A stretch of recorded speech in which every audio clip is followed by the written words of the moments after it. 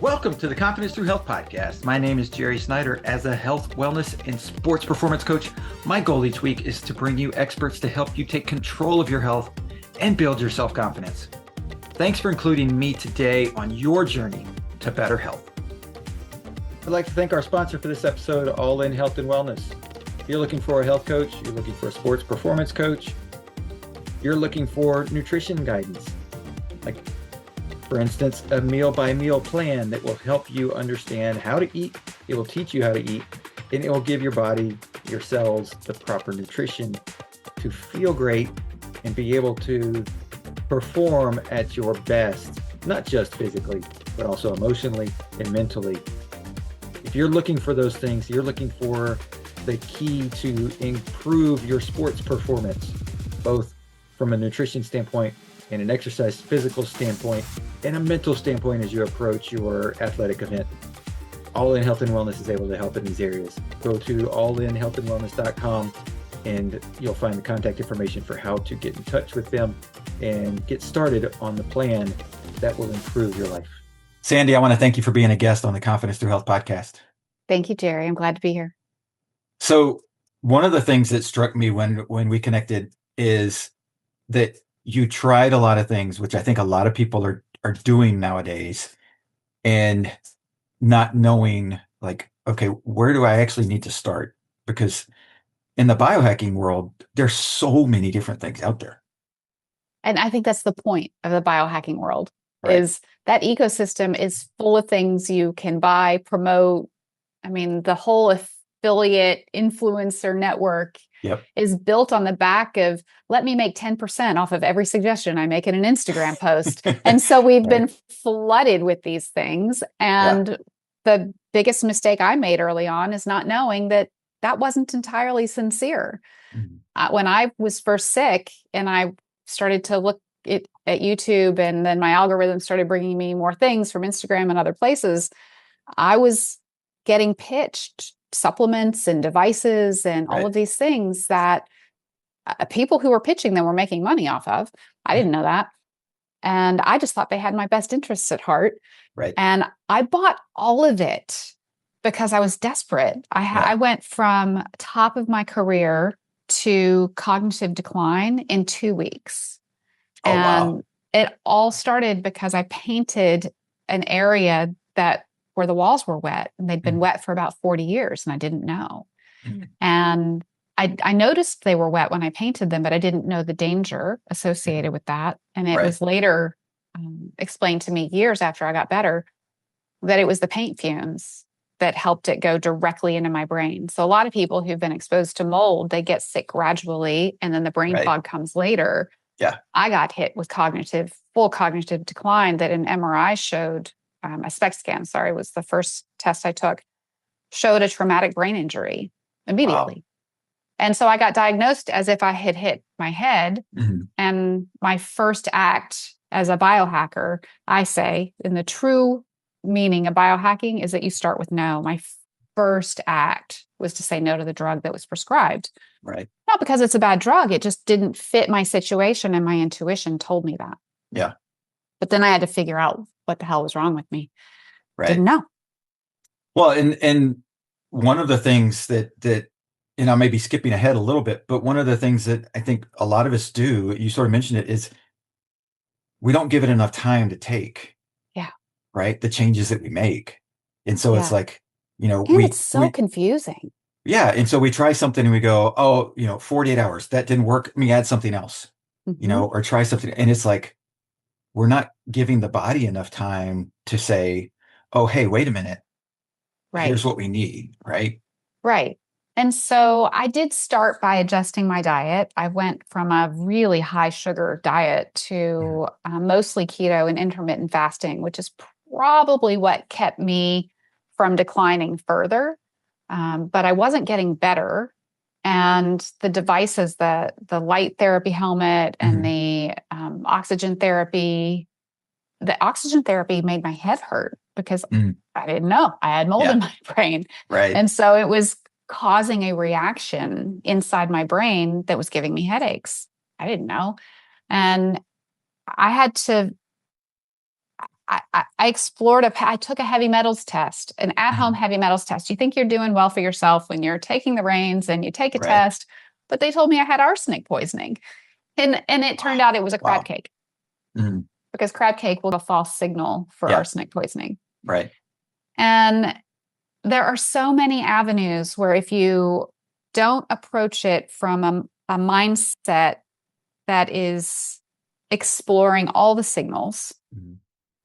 and if you don't have help from somebody who's a really good coach or doctor, then, and it's hard to find a doctor to spend enough time, but they do Right. exist. Yeah. And if you don't have someone you can lean on, and if you don't have a broad perspective, well, we just get ping ponged all over the place. Try this, try that, try this.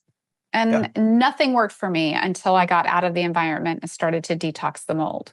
Now, Right. lots of things work, but I Right. had to get to the root of it. And so that's really why I put a framework together for trying to figure out what's going on. And it's not just your water, your air, your food. I mean, it can Mhm. be the screens, it can be all kinds of things.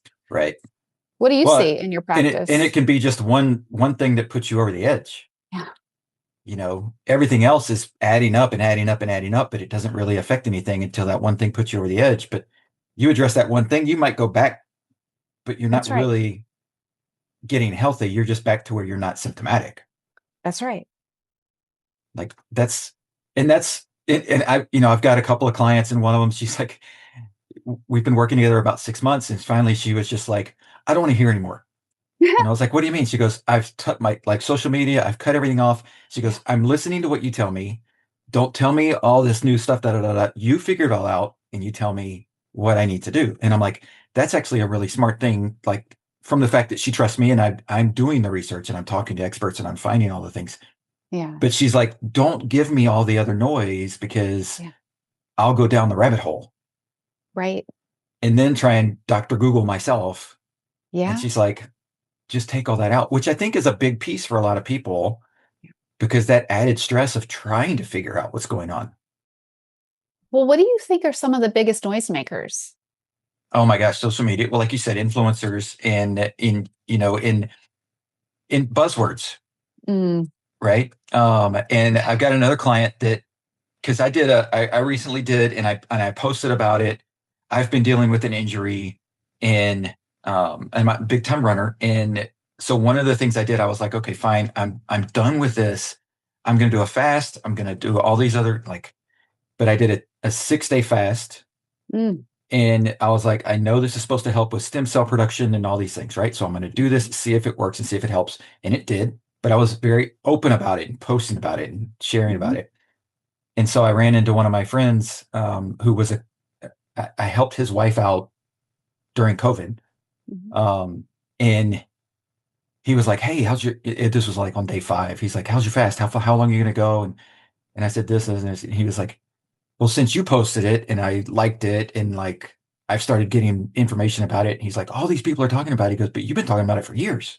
He's like, you were way ahead of the curve. And like you said, though, are people doing it with the right motivation? Right? Otherwise, it's noise. Right. Like, a 6-day fast isn't appropriate for everyone at any given moment in time. Right. Right. There's preparation to be done. Absolutely. There's a lot to be considered. Yep. And, another example is, some people will do psychedelics because they think that that's now the miracle cure for depression, Right. but some people really shouldn't. Right. And so it's important to understand context first.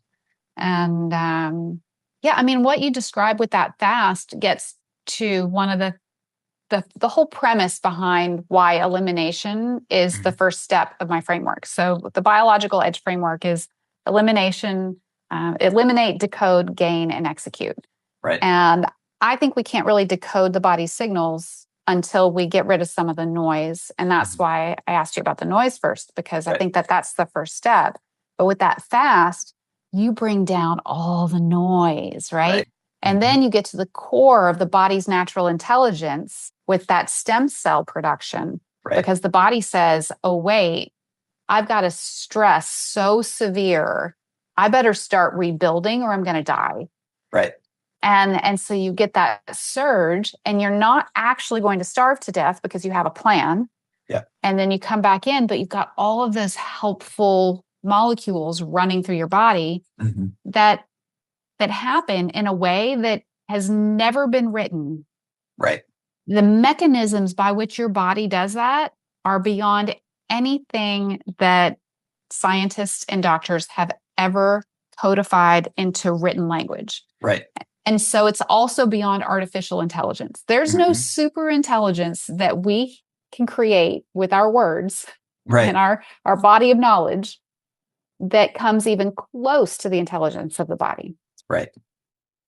And I think that's one of the confusing things for people, because they expect, whether it's a doctor or somebody they're following, that to have all those answers. Right.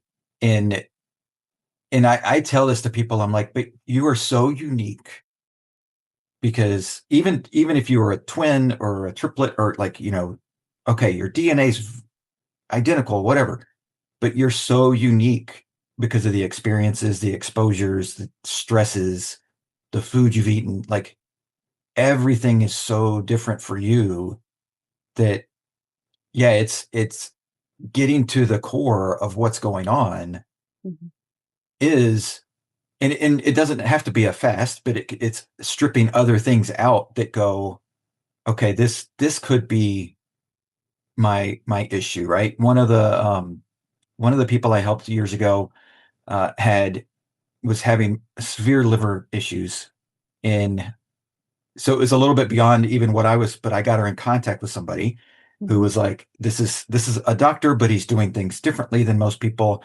And one of the first things he suggested, which now I suggest to everybody, because I'm like, oh, was he was like, take all the chemicals in your house and put them in the garage. Oh, yeah. And they were like, okay, we'll do that. And they did. And they told me, like 2 days afterwards, they were like, we can't even go in our garage because it is so potent, because they're all concentrated in there. Right. And so it's like, oh, wow. Like, because he was like, your liver's trying to detoxify your body of everything, get all that stuff out. And so sometimes it's not necessarily food, it's just other things that we're exposed to.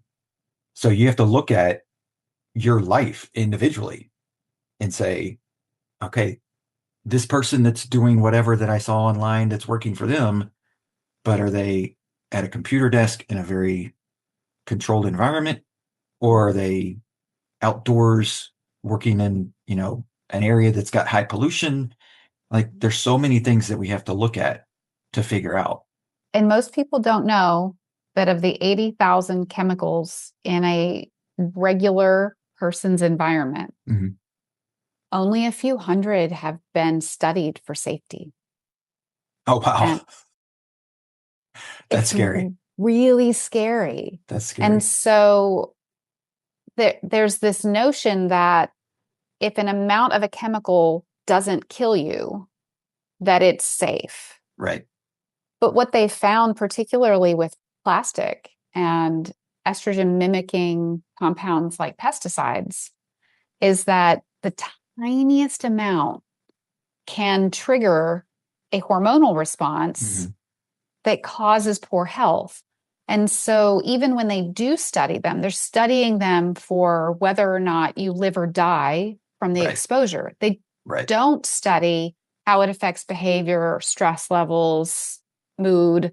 I mean, they're not studying any of that. Yeah. And so it's hard to navigate a world where people are led to believe that all of those chemicals being in their home, that's just fine. Right. And then we expose our kids and immune compromised people, and it gets to identity too. Like, how can I even begin to examine the things that people don't want to think that they could be harming their family? Right. And to love ourselves enough to forgive that we've been led astray, and take a look and say, maybe it can be free and clear dish soap and not Dawn. Right. Maybe we don't have to pledge the furniture. Maybe the Bath and Body Works candles and shampoos aren't necessary. Right. Our kids don't need to put Axe body spray all over Yeah. themselves. It affects Right. their hormones. And it's okay that we did it. And it's okay to stop. Right. And that we're not bad people for examining what's in the environment. Right. We weren't bad people for having it. We don't have to feel guilty Right. that we wake up and realize that mood and hormones and fertility is affected by some of these things. And, Yeah. They don't want us to blame ourselves. I've had 2 miscarriages. If I had known about these things at the time, I might not have had 2 miscarriages. Right. Now I accept my life is being played out as it's meant to, but I also wish that I would have known that. Sure. And it's all okay. It's okay for then and it's okay now.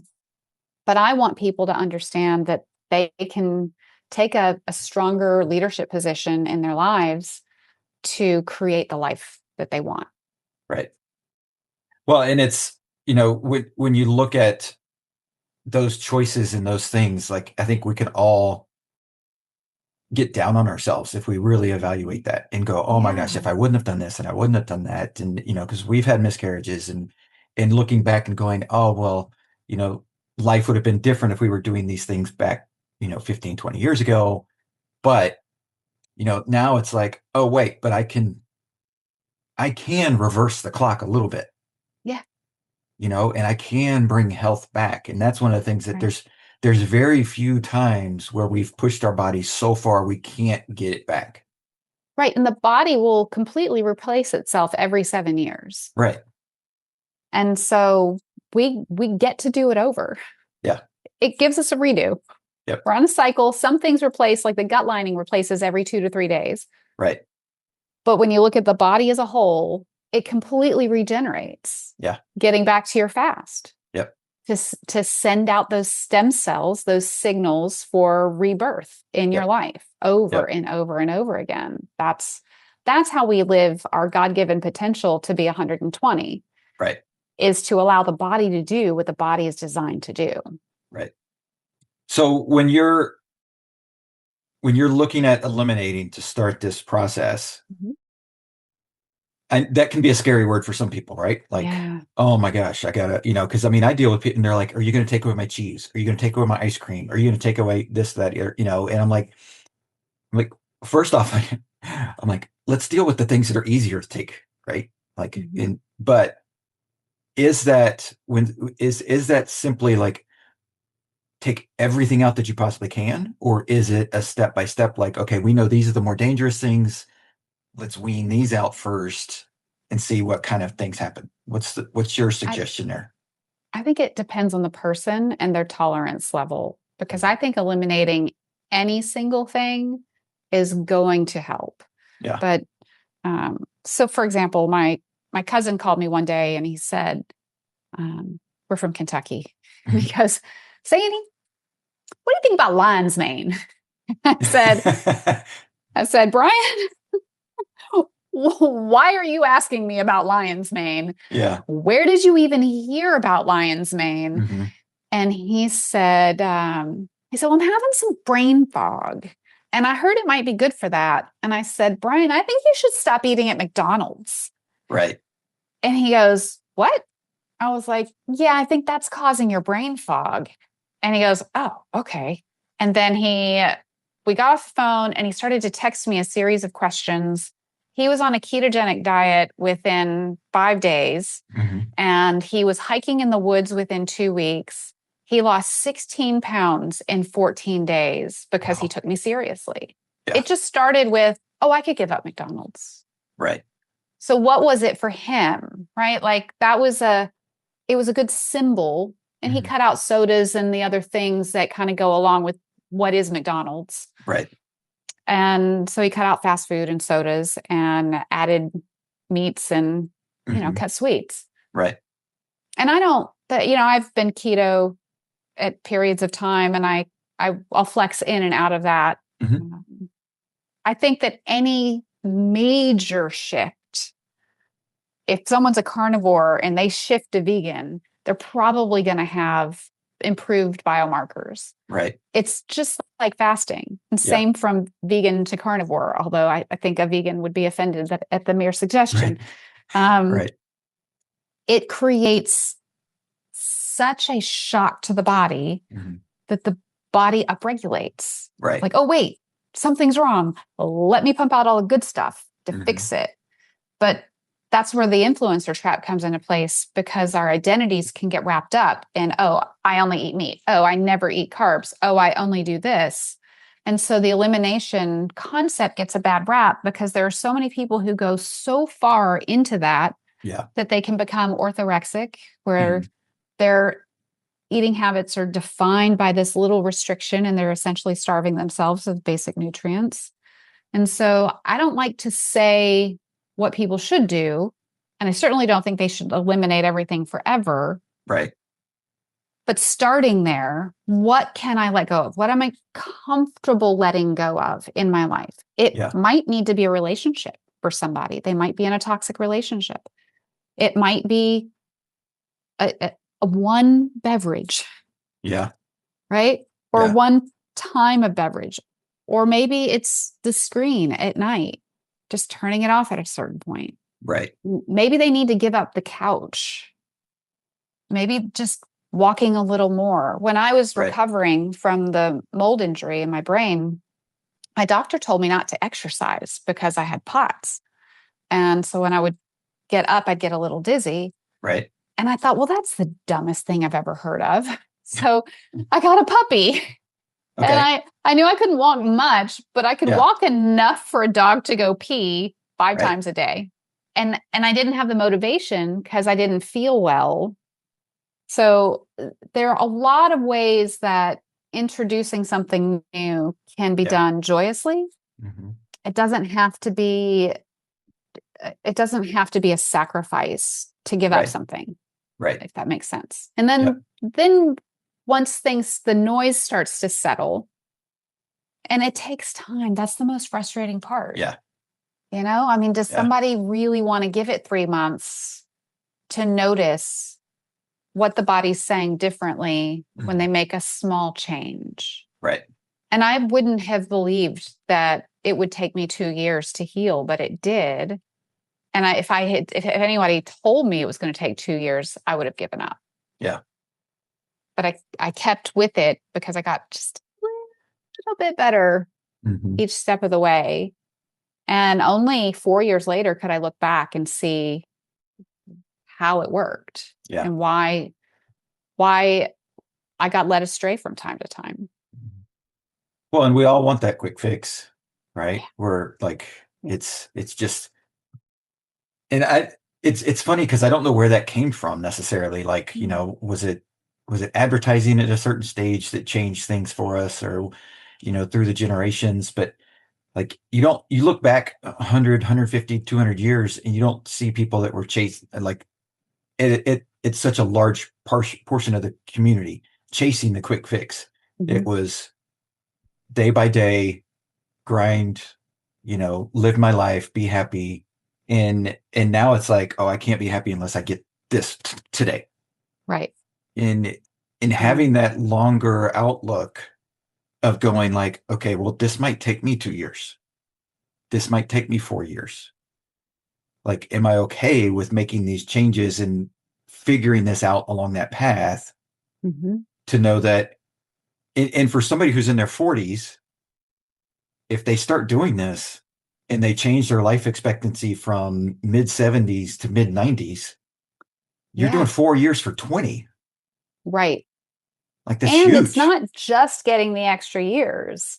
It's about being able to open your own jar in your 80s and 90s. It's about being able to walk to the end of the driveway, and if that's where your mailbox is, being able to live on your own. Right. You know, these are important things for me. Especially the other day when I handed the jar to my boyfriend's 11-year-old to open for me. Yeah. Right? Like, I'm still on a journey of better health. I still need to get stronger. Yeah. And it is little by little. Strength doesn't come overnight. And, you know, thriving doesn't happen overnight. That is a slow build. It is Right. honoring who we are at the core and treating our bodies as something worth protecting Right. instead of abusing them. Right. I like to say I'm 51.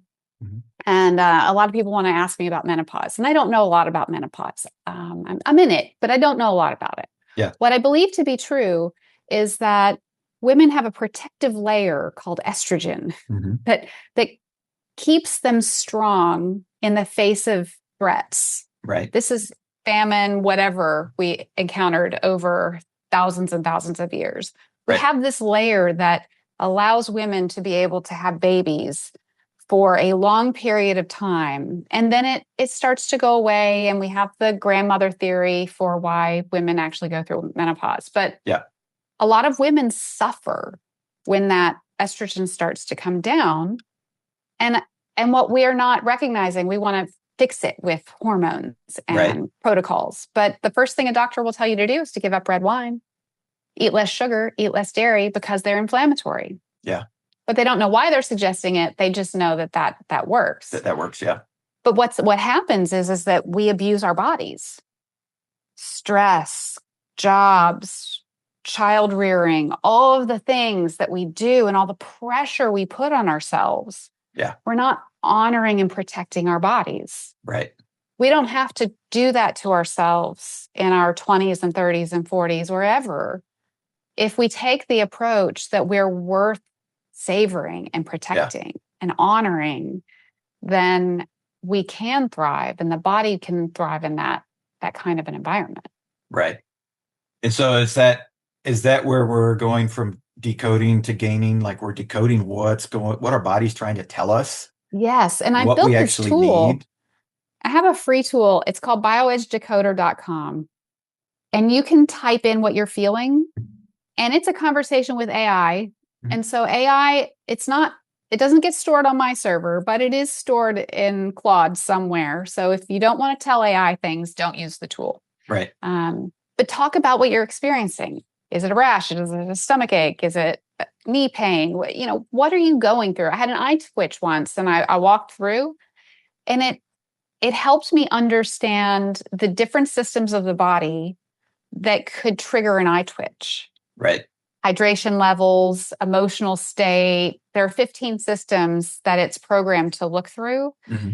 And it's not designed to tell me how to fix the eye twitch, but where to look under the hood. Gotcha. So it's almost like that computer readout for the car. Yep. Which system of the car is causing an issue right now? And let's go through them one by one. Mm-hmm. It's kind of like that. And it's dependent on our experiences, but it asks really good questions. And then you could take that to your health coach or your doctor or whomever and say, I don't know about my hydration. I don't know about, stem cells. I don't know about all of these things. It's telling me to look under these hoods. Yeah. And see what's going on. So I think that it's too complex for any single person to be able to decode on their own. Mm-hmm. It takes a lot of reading. AI helps. Right. I mean, you could just go to ChatGPT or Claude and they'll walk you through it. Yeah. But mine is designed to reflect the natural intelligence of the body at every opportunity. Yeah. And so I built that to help people. If it helps, great. If no one ever uses it, that's fine. It was really fun to build. Yeah. And Right. and it's useful for me. But I think that getting to those things, there's so much we can do for our health that's free or extremely low cost before we ever get to solutions that cost money. Right. Well, and I think that's one of the big keys for people to understand is that, and I've talked to, so many different experts in so many different areas of health. And whenever they talk about like, okay, these are the most important things you should be looking at in your life if you're struggling. And sleep is always one of the top 3. Right. For everybody. Right. Yeah, and I'm like, yeah. This is completely free. Right. Go get sleep. Right. Yeah. And you talked about earlier about we're so busy. We're doing so many things, and we're trying to be so involved and be the right person for what whoever else needs us to Right. be. And we take away from that sleep. We take away from it. We cut more, cut more, cut more, and think that we can get it back. Oh, I'll just wait till Saturday night and I'll get extra sleep. Right. But it doesn't balance out that way. Mm-mm. And so Yeah. there are so many of those things that, and I've seen research and talked to doctors that have talked about hydration and how many different chronic diseases could be eliminated or drastically reduced if we simply stayed hydrated more. Right. And if they would just be clear about what hydration means, it would help Right. too, because they tell Right. us to drink water, Yeah. but water can dilute the Mm-hmm. sodium potassium mix that we need for proper cell signaling. Right. And so the advice that is commonplace, drink 8 glasses of water a day, can make hydration worse. Right. As ironic as that sounds. Yeah. And it doesn't take a lot to add a little sodium and potassium to the mix. Mm-hmm. And I don't like the electrolyte packets with the fake sugar or Right. the actual Right. sugar. It's hard to find something without it. Yeah. But it's worth the effort. And Oh, that's yeah. low cost. Mm-hmm. Sodium, potassium doesn't cost a lot of money. Yeah. But if Well, you and drink too much without it, yep. it's a mess. Yeah. Well, and your body doesn't know what to do with it. You get so much Right. at one time, and then it's like, okay, well, wait, you flooded me, so now I got to go to the bathroom. And I hear that from a lot of people, like, oh, you're going to tell me to drink more. I'm just going to wind up in the bathroom. I'm like, then you're doing it wrong, Yeah. right? Like, I mean, will you go to the bathroom more if you drink more than you are now? Probably, but you shouldn't be drinking and going to the bathroom in 15 minutes. Like, then there's something wrong with your body because it's passing through instead of actually being used. Right. And that's a signal. Mm-hmm. And so every one of these little things, if we can tease them out and address them, we can go, oh, well, if I'm peeing too much, what's my body actually missing? Yeah. And we may not be able to know, which is why I built the tool. The tool Right. can help, mixing the philosophy about natural intelligence and how the systems of the body work with all of the information AI has to access. Yeah. All of that combined can help someone go, oh, well, if I adjust this small thing, then maybe my body will get what it needs. Right. Because And go ahead. yeah, I mean, the lymphatic system moving is all, so how you move through a day affects how often you go to the bathroom or how much hydration you need. And it's just all interconnected. Yep. And you mentioned this earlier, but I want to touch on it too, is because I think it's part of it. When I hear you say, eliminate the code, gain, to me, it's like, okay, well, you figured out what you need. Now go add those things, correct? And so and you mentioned this earlier, like the nutrients is more important than what you're eating. Mm-hmm. Right. And I've told people this so many times because they ask me about macros. Do you follow macros? And I'm like, no, I follow micronutrients. If that happens to balance into somebody's macro perfect system, whatever, fine. But I look at the nutrient level more than I do, am I getting the right number of carbs or fat or fiber or protein?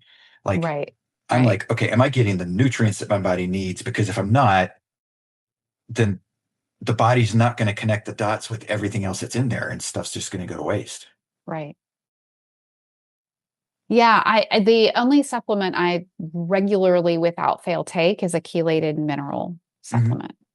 And I do take other things, but it's the one thing in modern diets that I think is the hardest, no matter how you eat. It doesn't matter if you're eating a bunch of vegetables or regenerative agriculturally grown meat. Right. The mineral profile is challenging to achieve. Oh, yeah. Mm-hmm. And that's just a function of modern society. Yeah. So I very rarely recommend taking anything because I think most things can be accomplished before you get to an additive. Right. But that's a really valid point. We do have to get to a point where we're making sure our body gets something it needs. Mm-hmm. And, that might be one squat a day. Like if you can't do one squat, that's a problem. Yeah. And my mom's goal, she's 76. She's always focused on, can I get up off the floor without Mm-hmm. using my hands? Mm. That's her measure Wow. of success. And she can. And she had a Wow. stroke last year and lost the ability to get up off the floor on her own unassisted for a little while. Mm-hmm. But that was her goal. That's her measure. What is Yeah. it she needs to do to be able to achieve that goal? Right. And then the hardest part, when you come to the execute, the end of edge, Mm-hmm. the hardest part for most people who don't feel well is creating the habit to Mm-hmm. do something new. Right. And I say that's a signal on its own, Mm-hmm. because that Yeah. means that there's something still blocking the signaling in the brain for the follow through. Right. And don't beat yourself up for it. That just says, go back to the drawing board. What Mm-hmm. could it be? Why isn't my brain sending all the signals to all the right places the way I want it to go? Yeah. It should just, if I want something, I should be able to follow through and get it. But I can't always do that. Yeah. And it's not willpower, Right. not motivation. Yeah. I bet you have a ton of really smart, motivated clients with strong willpower Mm-hmm. who fail to execute. Yep. And that's because the executive part of the brain is blocked from Mm-hmm. telling the rest of the brain to just shut up and do the thing. Right. And it's inflammation. Mm-hmm. And that could be sugar. It could be air pollution. It could be the chemicals that need to go into the garage. Right. It could be any number of things. And so if you're struggling there, it doesn't mean you're a bad person. It doesn't mean that you're not strong-willed enough to take care of yourself. Right. It means you've got another thing to decode. Yeah. And you'll get there. That's why it takes Right. time. Yep. Well, and I've seen this happen so many times with people, because they'll come to me and they'll say, okay, I got to just change everything. Like, I know I need to. My doctor's told me this, and the other. Like, I'm 4 weeks out from a heart attack. If I don't start changing, like, that's the kind of motivation they have, type of thing, right? And I'm like, okay. I'm like, well, let's just do one thing. No, I need to do it all. I'm like, no, we're going to do one thing, because I know if we do the thing and it hits correctly, then the body will say, okay, like with exercise, if somebody starts exercising and a month later, 6 weeks later, you're doing it on a regular basis and you're exercising, whatever kind of increase that you go from starting position to 6 weeks and you've done more, your body's going to say, okay, I need to eat better. Mm-hmm. You have to fuel me better if you're going to keep doing this. And so, like you said, that trigger to do more on its own, it sort of starts to snowball.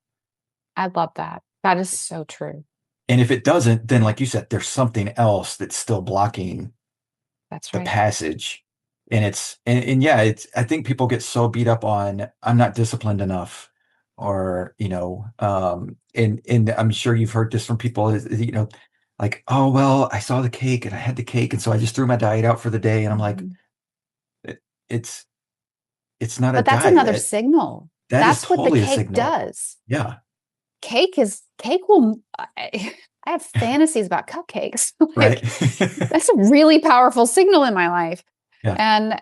And it will change a whole cascade of hormones from the way that the sugar interacts with the insulin and the hypothalamus, and all of it is tied together. Right. And it's not going to be until you sleep it off and you get up and you start a new day that you will feel back in control. Because when we have that piece of cake, especially if we haven't had it in a while, it takes over. Oh, yeah.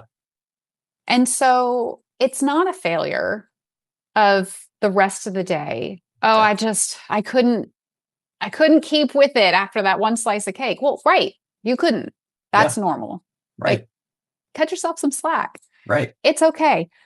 But start again the next day. Yeah. It's like when I have a really emotional day, I can't just think my way out of it. Yeah. I have to sleep it off. Right. Which gets back to the power of sleep. For cleansing the body, cleansing the mind, really resetting everything and giving us a fresh start again. And it's okay. Yeah. Well, and I think that's the biggest thing, is to to make sure that we tell ourselves that it's okay, because we may on one side even go into it knowing, okay, the food system is set up to keep me addicted to this, that, or the other thing, right?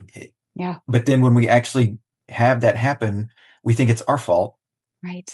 right? And then that blame and the emotional side, and then we start combining everything in, and we're against ourselves, as Mhm. opposed to, like you said earlier, like, this is all we have, and we have to Yeah. protect it. Yeah. And sometimes, unfortunately, we have to protect it against ourselves, Right. because that self-sabotage is huge. And give ourselves the space to notice, oh, yeah, I'm really emotional today. Oh, I had a Hmm. waffle for breakfast. Oh, Oh yeah, yeah. I treated myself this morning. I had a cheat day. Yeah. Oh, I'm really upset with my partner tonight. Oh, maybe I'm just a little off today. Right. I mean, what changes that sensitivity? Hmm. And it's okay. And I will often tell my partner if I'm having like I could be sobbing, tell me what's wrong with you. Hmm. And I'll say, you know what? I've been down this road enough to know that if I get inside my head and try to analyze why I'm crying, my brain's going to start making up reasons because that's what Hmm. the brain does. Right. The brain wants to label and categorize things. Hmm. And so right now I'm just crying and I sure I have things I'm upset about, but I don't want to focus too much on the what. I'm just going to cry, let that part of my body shed some Right. of the stress it's under. Let me sleep, Yeah. Yeah. and maybe it's all fine tomorrow. Right. Maybe tomorrow I look at what I'm upset about today and it doesn't feel the same. Yeah. And I think hydration and food and outdoor air exposure and all of these things can contribute. When I first got sick, my first symptom was depression. Mm. But I lived in a beautiful home and Yeah. loved my work and had a great partner. And I was on top of my world. Yeah. And then suddenly I felt like crap. And I looked at everything and it was, I didn't enjoy it. Yeah. And when that happened, I got down on myself. And then I took a beat and I said, huh, this doesn't add up. Like all those feelings were real. Hmm. They're very, very real, very strong feelings. But part of me said, I don't understand why you're feeling that way. Let's dig in and see if something else is going on. And had Right. I not done that, I wouldn't have gotten better. Right. But giving yourself the grace to say, maybe feelings aren't pure emotion, but maybe Hmm. emotion is part of the human experience, which includes the body. Right. And what am I doing to my body that could be Yeah. causing me to feel any number of things? Right. Well, and to the crying thing, and I've talked to guys about this, and I'm like, if you're not crying, you need to, right? Like, not for no reason, but like, don't hold yourself back from it. If you feel like Mm. you need to, let it out. Yeah. But I agree with you. The other side of it is, you know, don't try and make decisions or try and like, just let it out. Just let the body Yeah. reset, Yeah. then come back and go, okay, what set that off? Right? Like, where was that from? And to your point, like, our son has ADHD, ADD, and we have known for a long time, and we've tried to get our extended family to they're finally on board. He's 14. They're finally on board, except for like one or two members, and we're like, do not give the kid a donut. Mm. Yeah. Imagine that. Oh my gosh, like through the roof in 15 minutes, Yeah. and we're like, wow, like, just skyrocket, just Right. all over the place. And he already has a ton of energy anyway. He's a 14-year-old boy. Yeah. Um, but he just goes nuts. And we're just like, Hmm. and so whenever we're not around and those family members do, and then he comes back, and we're just like, we got to suffer the consequences of the crash.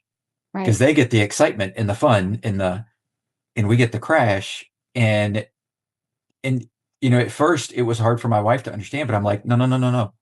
This is all food. Don't get mad at him. It's not Right. him. Right. This is all food. We just have to let the food get out of his system. It's going to be unfortunate that we have to live with this for the next 2 or 4 or 8 hours, however long it is. Right. Like, but we cannot make this about him, Right. because then he's going to feel labeled, or, that we're against him, or any of those things that could be, it's the food reaction. And so many people don't, because they don't understand how their body feels on a regular basis, Mm-hmm. because they're not in connection with it, they don't understand how much the food's actually doing that. That love all of that. That's Yeah. so powerful. And I love that story. Mm-hmm. It's relatable. Oh, But and you're it's right. like, If we're eating like that on a regular basis, mm-hmm. it's a new baseline. Right. And it's important to try to get to a less sugary baseline. It is the most corrosive thing in our environment. Right. It just eats at our body. Yeah. Yeah. From cancer to mental health issues, it drives disease. Yeah. Sugar. Yeah. And our bodies are equipped to handle that. Our bodies can process sugar. We have Mm-hmm. insulin production. We have the Mm-hmm. ability to get it out, Mm-hmm. but only if we're not at a higher baseline. Right. Like once you have higher insulin levels on a regular basis, people test their glucose and it's fine, but that's because their insulin production is ramped up. Right. They don't even know, because we're Yeah. not testing for the amount of insulin our bodies are producing. Right. Go to your doctor. If you're not sure, find out what your fasted insulin levels are, Mm-hmm. and you'll find out real fast if you're at a healthy baseline with your sugar or not, because your sugar reading won't tell you. Right. Yeah. And it's one of those things that it is toxic. It's one of those things that it hides so many other things. Mm-hmm. Right. And because go get this, you get the dopamine hit, you feel great, you feel like you're hiding so many other things that are going on. And I mean, the companies know it, right? Like, Snickers in their commercial about, you're feeling bored or whatever, grab a Snickers, you're going to feel better. Well, it's because the dopamine hit. It's not because it's nutritious. Right. And so it's like, of course you're masking the problem, that if you're feeling down, it's not because you don't have chocolate in your body. Right. So, right. So chocolate's a beautiful thing. No, we won't deny that.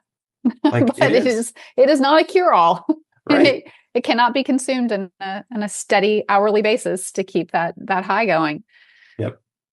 So for the person that's going, okay, I've been trying all these things and this is resonating, that I need to stop the madness of just throwing another thing at it.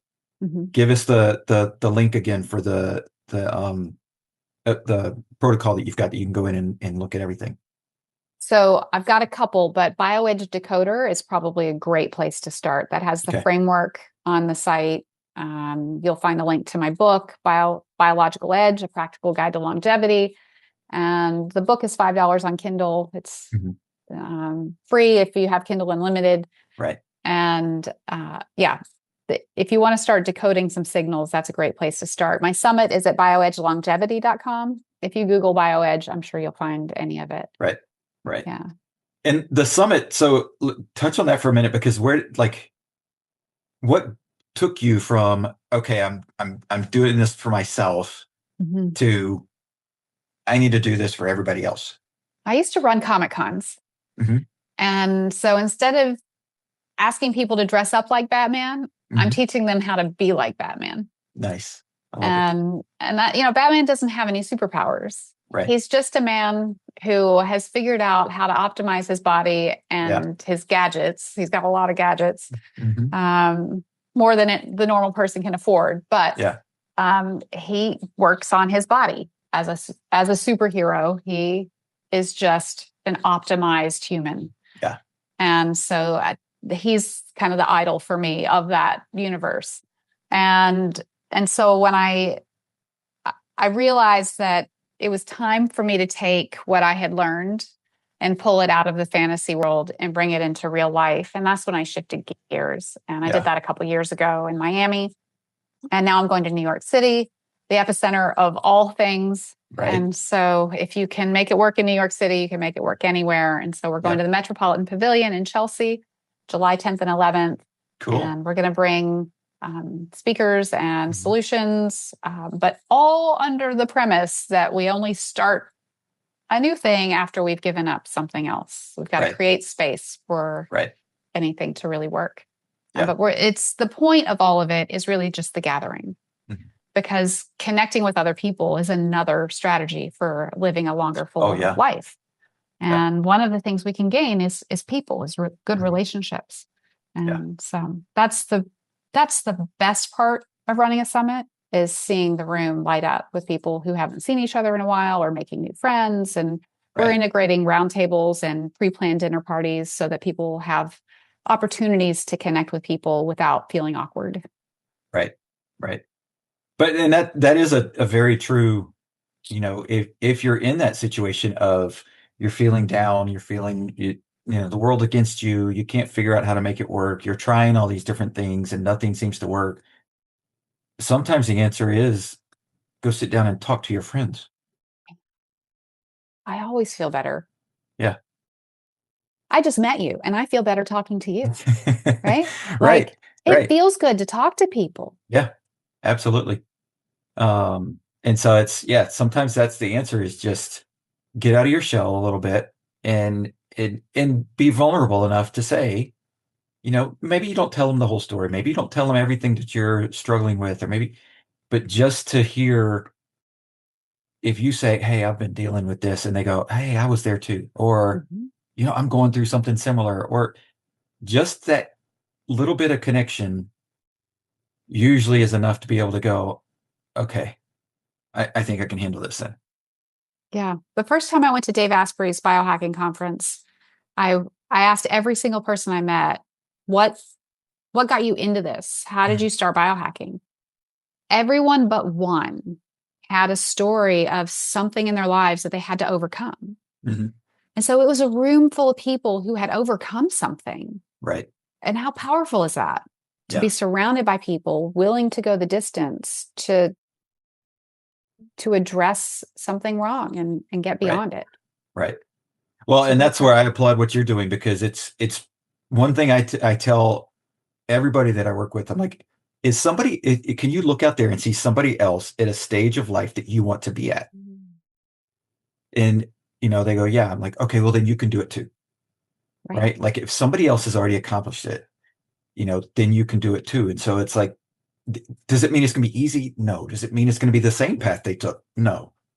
Right. It's going to be your path, but don't give up on something because you don't think anybody else has been through it. Yeah. And so, don't buy into how easy they make it look on social media. Right.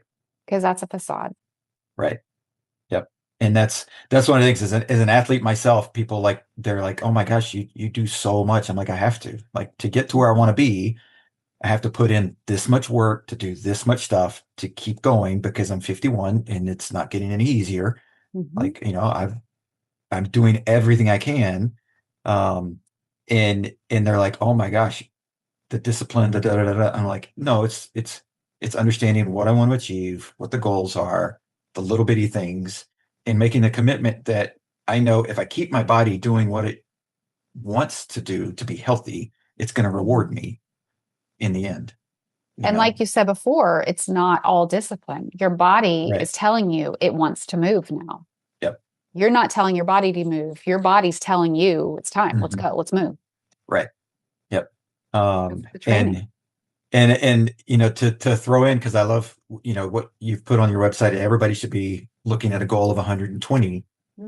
Right. And I've said this so many times on my podcast to people, I set the goal at 140 for myself. And so I'm doing everything I can, to get to that level. And the different things that I've tried, and started to measure, my biological age is somewhere around 38 or 39, and I'm 51. So I'm like, okay, I'm on the path, right? Yeah. I'm heading there.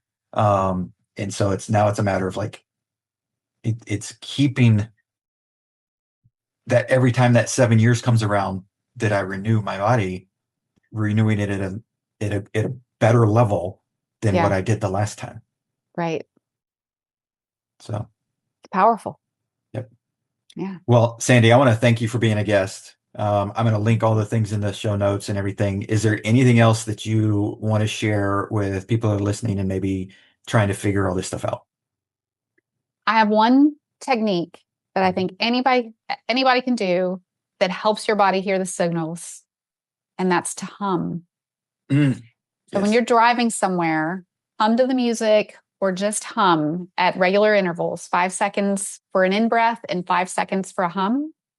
If you do that before meetings, 3 hums in 5-second intervals, you change the way the blood flows in your body, and it helps your body send better signals.